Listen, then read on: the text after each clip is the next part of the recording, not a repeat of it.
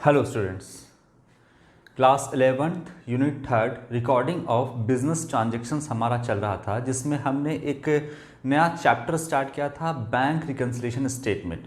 तो bank reconciliation statement जो था उसका सारा कंसेप्ट हमने समझा।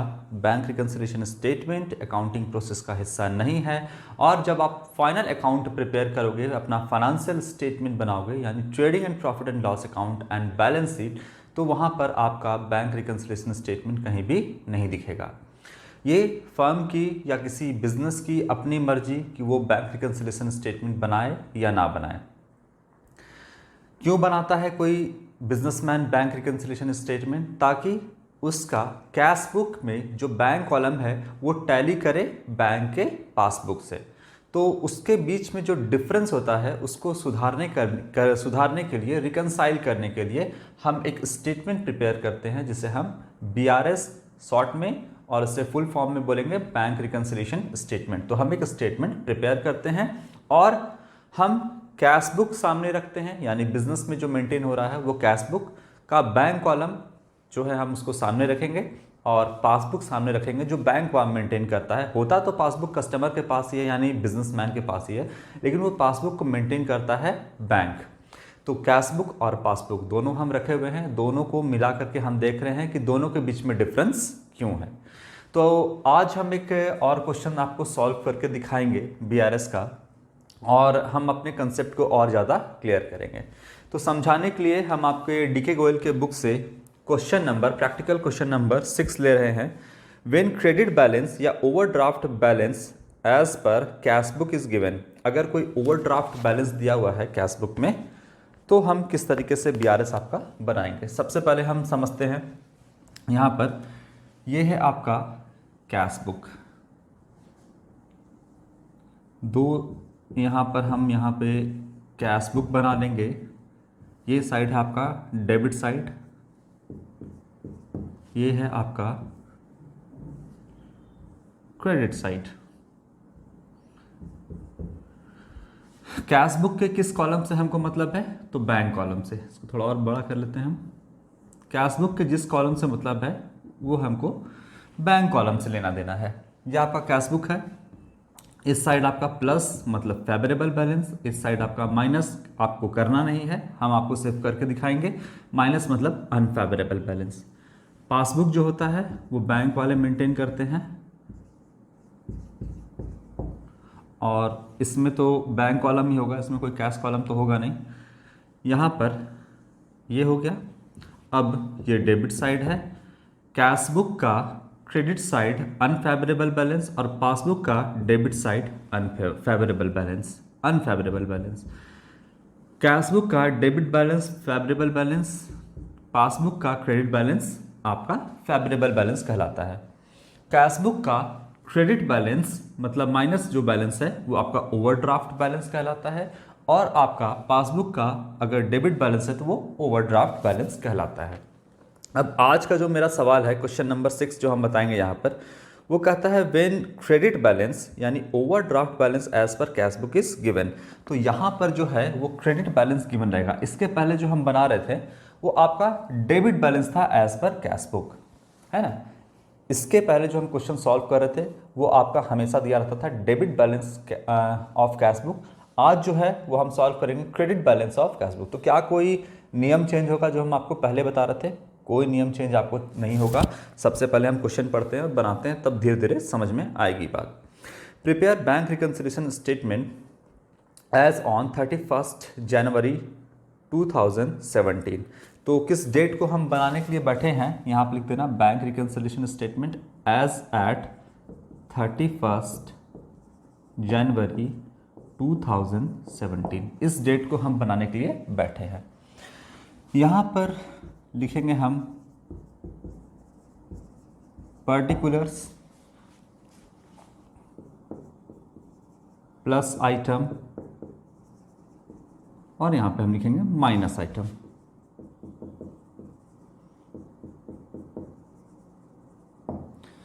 ये हो गया आपका। अब हमको शुरुआत कहाँ से करना है? तो दिया हुआ है यहाँ पर 31 जनवरी को बनाने के लिए बैठे हैं। If cash book of mister Sanjay showed a credit balance of 20,100 rupees. तो यहाँ पर जो आपका कैश बुक में क्रेडिट बैलेंस दिख रहा है 20,100 रुपये क्रेडिट बैलेंस दिख रहा है, मतलब ओवरड्राफ्ट बैलेंस यहाँ पे आपका दिख रहा है।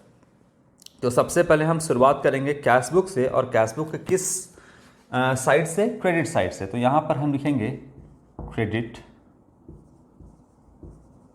बैलेंस, ब्रैकेट में आप कर देना ओवरड्राफ्ट, क्योंकि माइनस में है। Overdraft credit balance, overdraft balance as per cash book, ये गिवन है। और किस साइड में आपका दिया हुआ है? क्रेडिट साइड में दिया है, माइनस साइड में दिया हुआ है आपका बैलेंस, इसीलिए हम इसको माइनस साइड में लिख देंगे 20,100 रुपीज़। क्लियर है बात? अब हमने शुरुआत कहाँ से किया है? हमने शुरुआत कैश बुक से किया है, और हम कंपेयर किससे कर रहे हैं? कैश बुक को कंपेयर कर रहे हैं पासबुक से। तो यहाँ हम लिखेंगे पासबुक, यानी आपका टारगेट बुक कौन सा है? पासबुक है, यानी पासबुक में अगर प्लस होगा तो हम प्लस करेंगे, माइनस होगा तो माइनस करेंगे। क्लियर है? यहाँ पर हम पहले करते थे डेबिट बैलेंस एज पर आपका कैश बुक, तो भी आपको टारगेट बुक था कौन सा? पासबुक था। इसमें प्लस तो प्लस, माइनस तो माइनस, इससे कोई फर्क नहीं पड़ता है कि कैश बुक में आपका फेवरेबल बैलेंस है या ओवरड्राफ्ट या अनफेवरेबल बैलेंस है, इससे कोई फर्क नहीं पड़ता है। बस फ़र्क ये पड़ता है कि जो आपका ओवरड्राफ्ट बैलेंस था उसको हम माइनस साइड में लिखेंगे, बाकी हम पासबुक को यहाँ पर, मतलब टारगेट बुक है, यहाँ जो प्लस होगा प्लस करेंगे, माइनस होगा माइनस करेंगे, सीधी सी बात है। अब चलिए हम देखते हैं किन कारण से डिफरेंस आ रहा है। यहाँ पर आपका है, सबसे पहला है the bank had paid fire insurance premium of ₹550 rupees which does not appear in the cash book. तो फायर इंश्योरेंस प्रीमियम जो है वो बैंक वाले ने पेड कर दिया है, और यहाँ पर हमको कोई इन्फॉर्मेशन नहीं है। 550 रुपये का एक फायर इंश्योरेंस प्रीमियम था, वो बैंक वाले ने पेड कर दिया है, तो आपका पासबुक में क्या होगा? माइनस हो जाएगा, लेकिन इसका इन्फॉर्मेशन हमें नहीं है, तो कैश बुक में ये प्लस रहेगा। हम आपको समझा चुके हैं, प्लस का मतलब ये नहीं कि बैलेंस आपका बढ़ जाएगा, इसका मतलब है कि यहाँ से जो है आपका बैलेंस कम हो गया, लेकिन यहाँ से उतने से आपका बैलेंस बढ़ेगा, यहाँ पर घटेगा नहीं। तो बैंक वाले ने 550 रुपये को डेबिट कर दिया, और हमने यहाँ पे क्रेडिट नहीं किया, यही बात हुआ। टारगेट बुक में यानी पासबुक में माइनस है, तो यहाँ पर आपका माइनस साइड में जाएगा 550 रुपीज़। अब इसके रीज़न को लिख देना है। क्या है reason? Fire insurance premium, fire insurance premium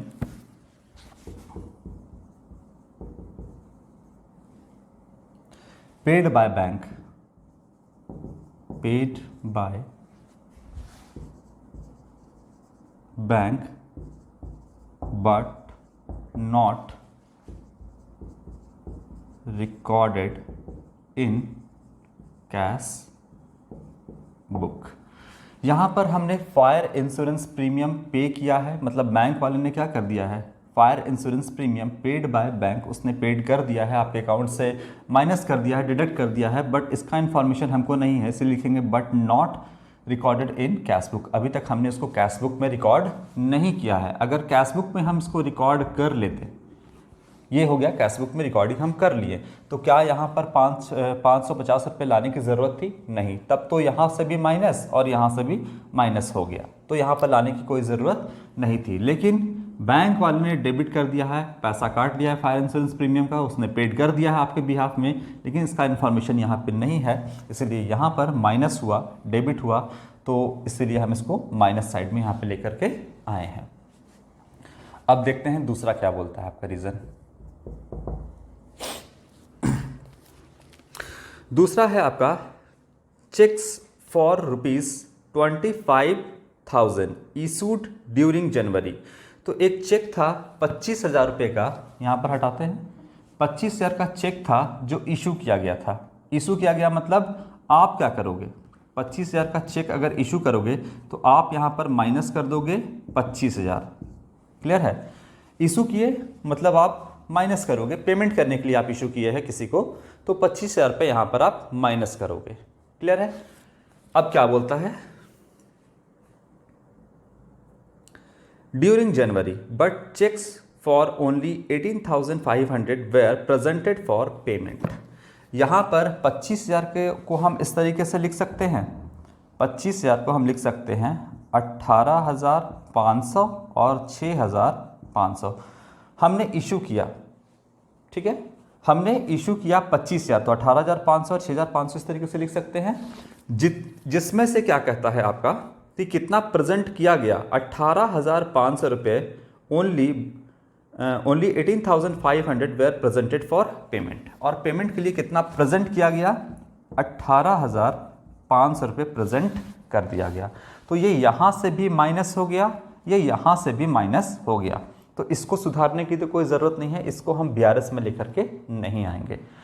एक जो चेक था आपका 6,500 रुपये का, ये चेक यहाँ से तो लेस हो गया, मतलब आप अपने बिजनेस में जो कैशबुक मेंटेन कर रहे हो, कैशबुक का बैंक कॉलम जो आप मेंटेन कर रहे हो, यहाँ से आपने 6,500 रुपये माइनस कर दिया, लेकिन यहाँ पर अभी वो माइनस नहीं हुआ है क्योंकि चेक जो है वो प्रेजेंट नहीं किया गया, इसीलिए यहाँ पर प्लस रह गया कितना, 6,500 रुपया।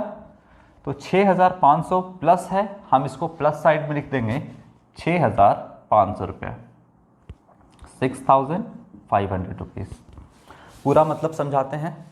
देखिए, ये आपका कैशबुक है और आपने चेक इशू किया, 25,000 का चेक जो है आपने इशू किया। तो यहाँ पर आप इशू करोगे 25,000 का, तो 18,500 ऐसे लिखोगे और 6,500 इस तरीके से लिखोगे, जिसमें से प्रेजेंट कौन सा कर दिया गया, यहाँ पर प्रेजेंट 18,500 कर दिया गया। तो यहाँ भी ये डेबिट कर दिया गया, मतलब यहाँ से बैलेंस आपका कट गया, यहाँ पर भी आप क्रेडिट कर दिए, इसका मतलब आपका यहाँ से भी आपने पेमेंट किया, यहाँ से भी आपका कट गया। इससे के लिए तो हम BRS नहीं बना रहे क्योंकि दोनों जगह आपका टैली कर रहा है। यहाँ पर जो है 6,500 रुपये आपने दिखा दिया अपने बुक्स ऑफ अकाउंट में, मतलब कैश बुक में आपने दिखा दिया, लेकिन यहाँ पर इसको डेबिट करना था, डेबिट नहीं किया गया। एक तरीके से यहाँ पर तो आपका 6,500 से बैलेंस कम हो गया, लेकिन यहाँ पर कम नहीं हुआ, इसलिए प्लस में रह गया। प्लस में रह गया तो हम इसको प्लस साइड में कर देंगे 6,500। अब रीज़न लिख देंगे, चेक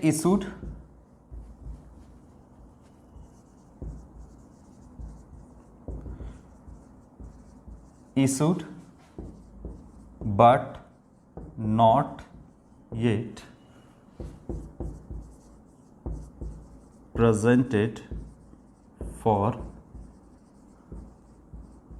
पेमेंट अप टू, कब तक नहीं किया गया प्रेजेंट, 31 जनवरी। 31 जनवरी तक ये चेक को प्रेजेंट नहीं किया गया, इसीलिए यहाँ से बैलेंस माइनस नहीं हुआ, अभी तक इसको प्रेजेंट नहीं किया गया, इसीलिए यहाँ से इसको माइनस नहीं किया गया, इसीलिए ये प्लस में रह गया। तो हम इसको सुधारने के लिए BRS में, बैंक रिकंसिलिएशन स्टेटमेंट में प्लस साइड में लिखेंगे। क्लियर है? अब इसके बाद थर्ड नंबर क्या बोलता है वो हम देखते हैं। देखिए, इन सबको हम हटा देते हैं।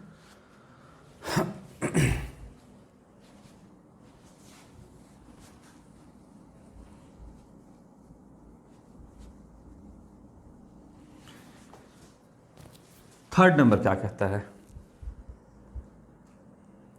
Interest collected by bank 740 rupees. तो 740 रुपये का बैंक जो है इंटरेस्ट कलेक्ट किया। आपने कहीं इन्वेस्ट किया होगा पैसा, किसी की कंपनी का डिबेंचर खरीदा हुआ या कहीं भी आपने पैसा इन्वेस्ट किया हो, तो इंटरेस्ट बैंक वाले ने कलेक्ट कर लिया। कितना कलेक्शन किया, 740 रुपये का इंटरेस्ट जो है वो बैंक वाले ने कलेक्ट किया, बैंक में कलेक्ट कर लिया। तो 740 रुपये आपका प्लस हो गया होगा, जिसका फिलहाल आपको कोई इन्फॉर्मेशन नहीं है।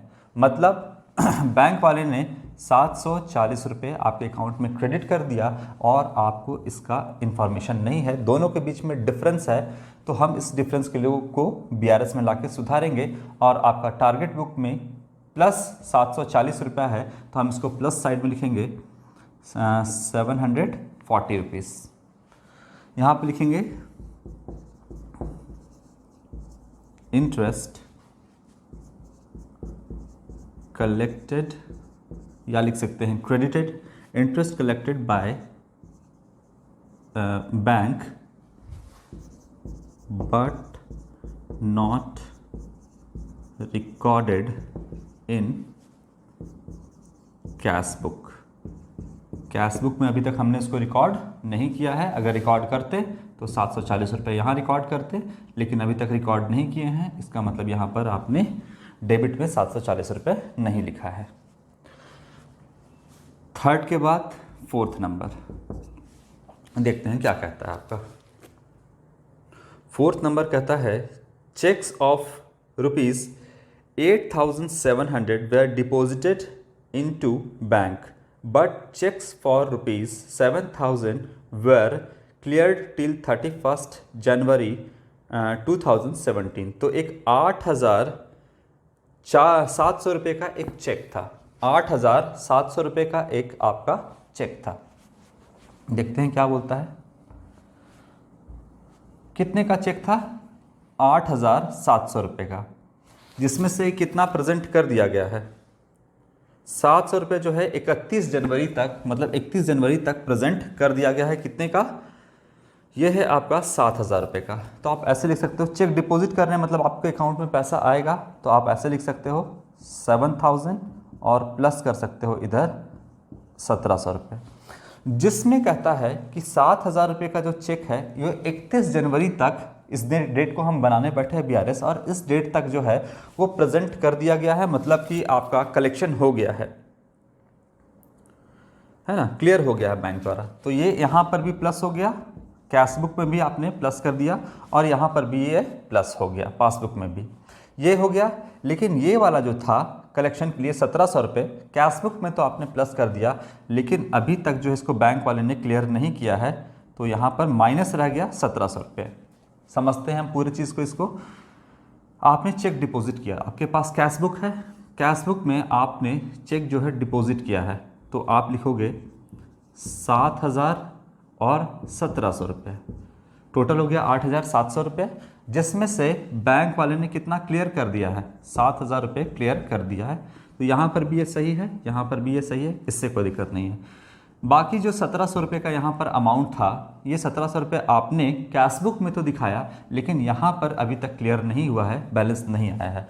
तो 1,700 रुपये यहाँ पर प्लस है, यहाँ पर आपका माइनस रह गया, मतलब उतने से बैलेंस कम हो गया है। वहाँ पर माइनस में है, तो हम माइनस साइड में कितना लिखेंगे? 1,700 रुपये लिख देते हैं।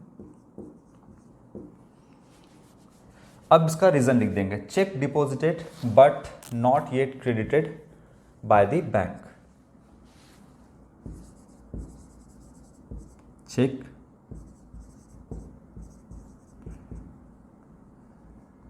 Cheque deposited but not credited by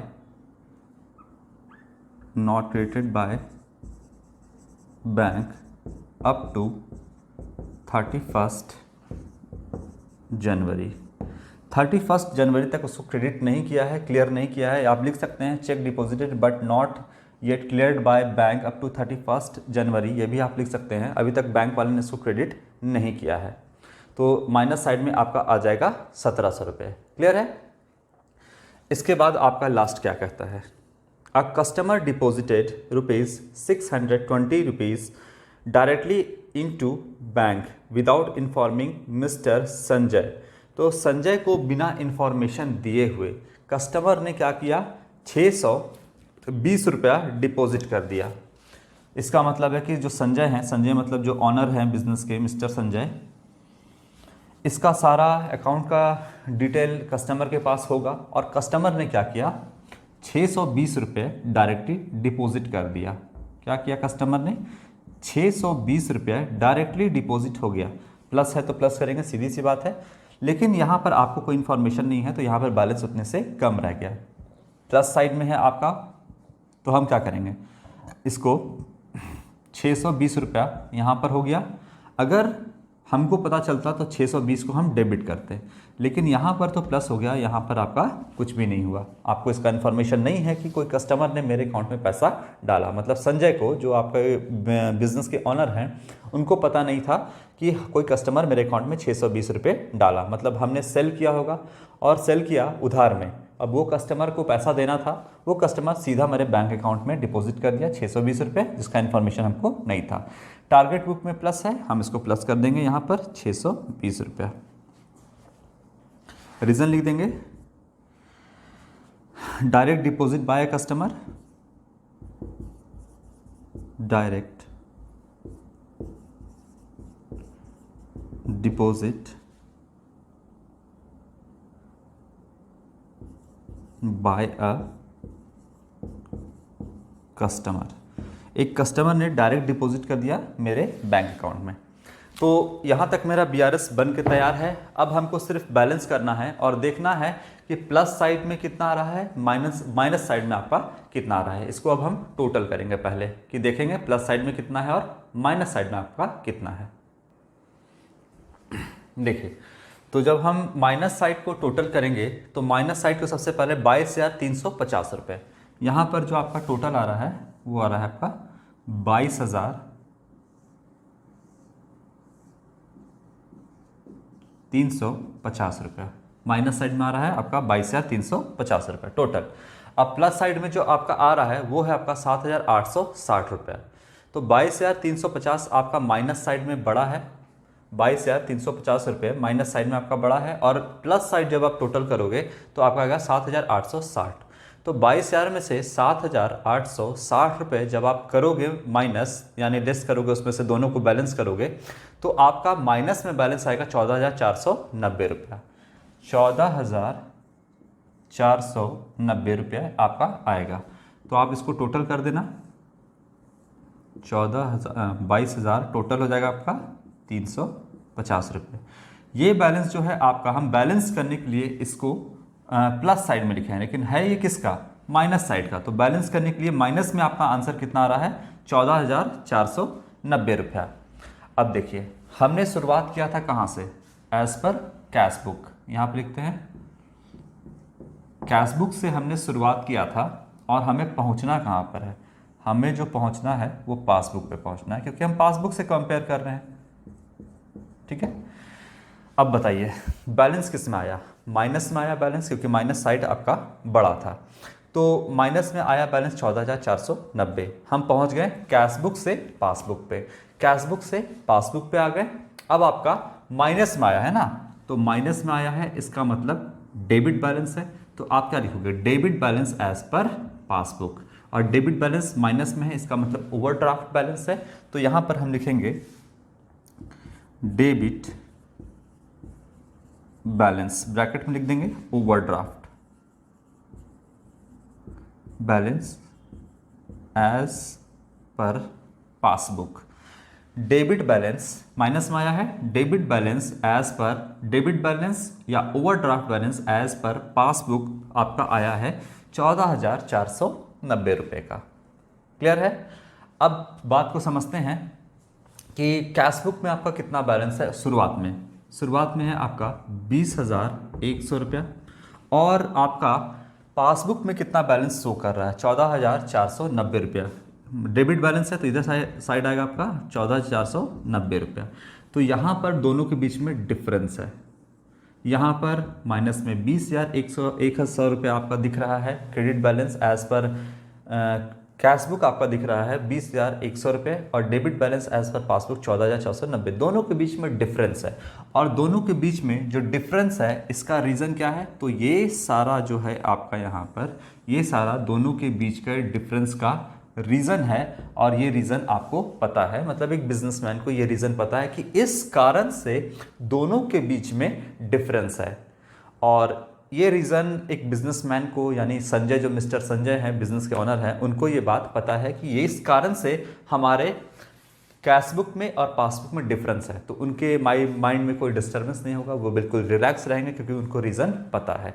और इसी कारण से मिस्टर संजय जो है वो यहाँ पर BRS मेंटेन कर रहे हैं, BRS बना रहे हैं। तो उनके दिमाग में बिल्कुल शांति रहेगी, क्योंकि उनको रीज़न पता है कि किस कारण से कैश बुक और पासबुक के बीच में डिफरेंस है।